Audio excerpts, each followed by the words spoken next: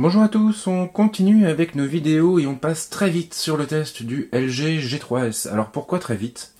En fait c'est pour une raison qui est assez simple, c'est que le téléphone doit repartir dans quelques heures. Je suis donc très en retard. Et voilà quoi, je me suis mal pris, j'ai eu plein de soucis qui me sont tombés dessus à la dernière minute. Et du coup, cette vidéo va être un petit peu plus succincte qu'à l'accoutumée, mais elle va tout de même vous présenter les principales forces de la surcouche d'LG. Alors déjà, pour commencer, nous avons le Knock-On qui nous permet de déverrouiller ou de verrouiller le téléphone en tapotant 2 fois sur son écran. Bon, c'est un geste qui est relativement naturel, qui est simple et pratique, surtout que ici, nous avons le bouton de verrouillage et de déverrouillage qui est placé à l'arrière du téléphone, donc il fallait bien trouver une solution alternative. Si je ne me trompe pas, Sony a intégré ce même type de geste sur le Z2 et sur le Z3. Alors après, pour les écrans d'accueil et je dirais l'identité visuelle de la plateforme, on est sur quelque chose quand même d'assez traditionnel. Les visuels sont plutôt plats, plutôt minimalistes, plutôt dépouillés, c'est joli à regarder. Et on a globalement la même chose que sur le G3 bien sûr, puisqu'on est sur la même version de la surcouche. Si on a envie de personnaliser l'écran d'accueil, il suffit de faire un pinch to zoom, et là on arrive directement sur une vue aérienne qui présente les différents bureaux, les différents écrans sous forme de vignettes. On va pouvoir définir l'écran d'accueil en tapotant sur la petite maison, ou bien taper sur le plus pour ajouter un nouvel écran d'accueil. Le centre de notification est évidemment de la partie, donc on retrouve la même structure avec tout en haut une barre horizontale défilante qui va nous permettre d'accéder aux principaux raccourcis de la plateforme. On va pouvoir notamment activer ou désactiver le Wi-Fi, le Bluetooth, le mode avion. Ensuite, nous avons 2 réglettes pour régler la luminosité de l'écran et le volume sonore. Par rapport au volume sonore, nous aurons aussi un bouton ici pour prendre la main sur chaque critère, sur chaque élément. On pourra intervenir uniquement sur le volume de la sonnerie ou des notifications. Et puis ensuite, bien sûr, nous avons tous les messages qui seront générés par nos applications. On a un petit effet translucide qui est plutôt joli à regarder, plutôt sympathique. Alors la liste des applications, elle est plutôt traditionnelle. Des icônes réparties sur plusieurs pages. En haut, des onglets pour accéder aux applis ou aux widgets. Donc ça, normalement, vous connaissez déjà. On a la fonction de recherche pour aller chercher un outil rapidement. Et on a aussi un menu contextuel qui va nous permettre d'accéder à des éléments supplémentaires. On va pouvoir notamment modifier l'ordre d'affichage des applications en fonction de leur nom, en fonction de la date de téléchargement ou en fonction des paramètres utilisateurs. Là, en gros, ça veut dire qu'on va retrouver l'ordre qui a été défini par l'utilisateur, puisque vous allez pouvoir réorganiser les raccourcis de vos applications comme bon vous semble.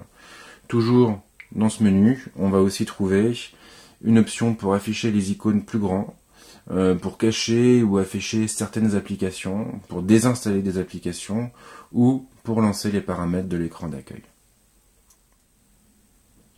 Alors pour le multitâche, on a une présentation qui est là encore sous forme de vignette, c'est exactement comme les écrans d'accueil. On va trouver tout en bas un bouton pour supprimer rapidement toutes les applications qui sont ouvertes. Si vous voulez en virer une, on prend sa vignette et on la déplace dans un sens ou dans un autre. Donc comme vous le voyez, c'est quand même relativement fluide, c'est facile à faire, ça mange pas de pain, et l'effet est plutôt joli, la présentation elle est épurée, mais elle est parfaitement valable, et puis cette présentation par vignette, elle fonctionne plutôt bien. Alors en marge, nous avons aussi les Q-Slide Apps, qui étaient tout à l'heure cachées. Elles sont accessibles par l'intermédiaire du centre de notification, elles vont nous permettre d'ouvrir des applications en mode fenêtré.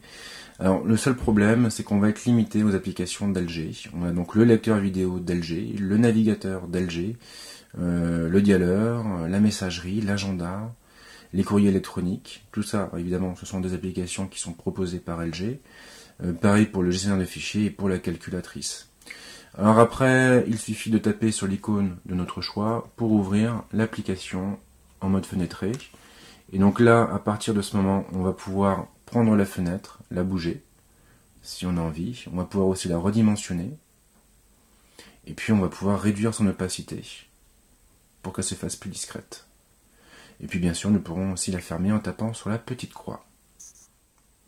En marge, on a aussi pas mal d'applications maison. On a l'agenda, notamment, que vous voyez ici, qui est plutôt simple, qui va droit à l'essentiel, mais qui fait bien son travail. On a quoi d'autre? On a le dictaphone, qui est vraiment très soigné, très joli, très élégant. À chaque fois, on a un code couleur différent. Là, on peut remarquer que le dictaphone, par exemple, il est plutôt bleu, plutôt gris, alors que tout à l'heure, l'agenda était orange. On a le même principe pour la galerie, sauf qu'ici on a aussi du gris-bleu, donc voilà, pas de changement malheureusement. Le gestionnaire de fichiers, pareil, il est gris, le vilain. L'horloge est grise aussi. Le navigateur internet, il est gris. Et la messagerie, la messagerie est jaune. Bon, finalement, il aurait fallu que je lance quelques applications pour vous montrer un petit peu ce système de code couleur. Alors, moi je trouve ça plutôt pas mal. Ça correspond bien en plus à l'identité visuelle de Material Design. Après, je pense que LG aurait pu creuser le truc un peu plus et peut-être mettre en place davantage de code couleur, qu'on soit pas uniquement sur du gris. Alors au niveau des applications maison, moi c'est vrai que je ne les utilise que très rarement. Là, je les ai survolées tout simplement pour voir comment elles fonctionnaient et comment elles se présentaient. Maintenant, moi, je préfère quand même utiliser des applications, les applications qui sont proposées sur le Play Store, parce que l'avantage, c'est que je vais pouvoir les retrouver sur tous mes terminaux, et donc j'ai pas de temps d'adaptation quelconque à supporter.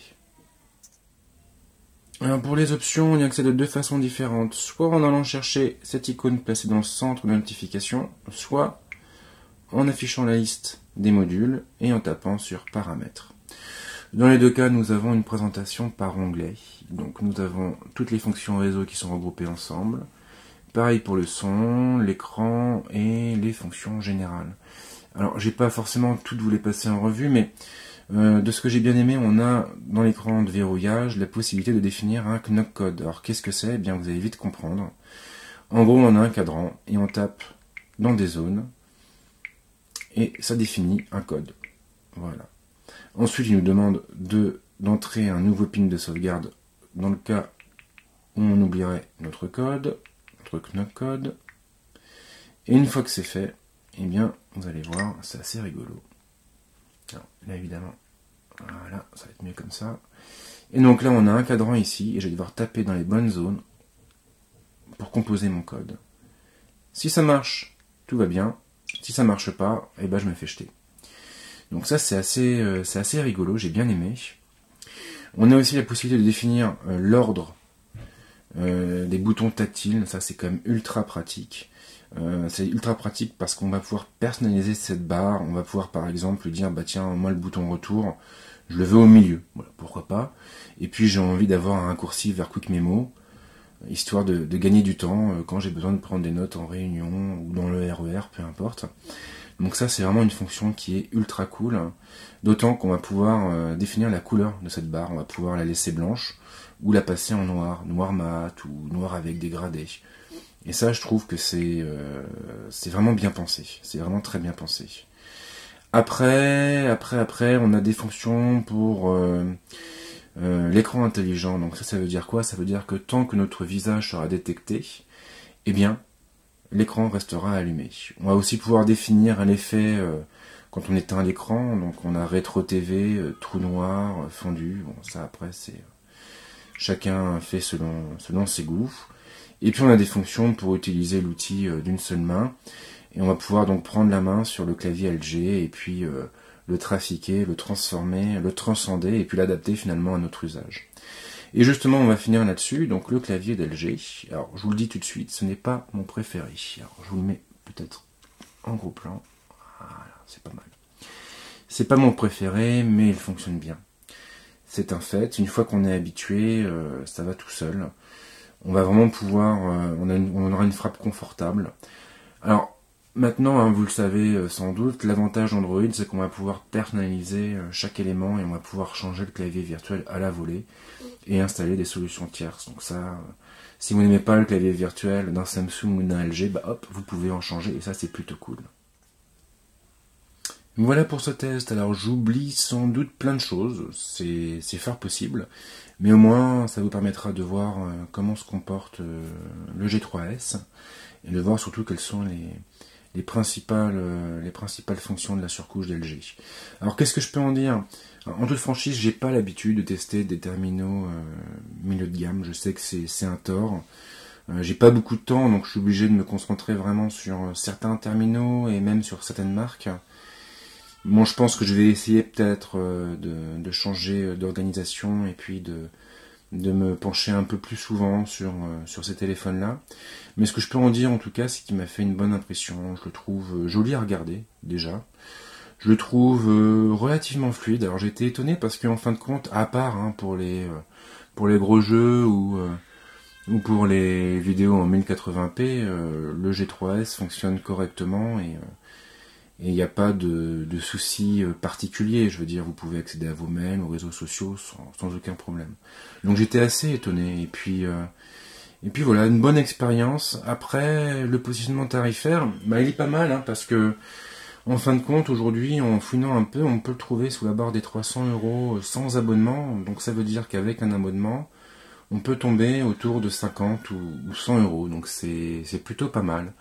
Donc voilà, j'ai bien aimé le tester et j'en garderai un bon souvenir. Donc maintenant, si vous avez des questions, les commentaires sont là pour ça et on se retrouve très vite avec d'autres tests. Ciao!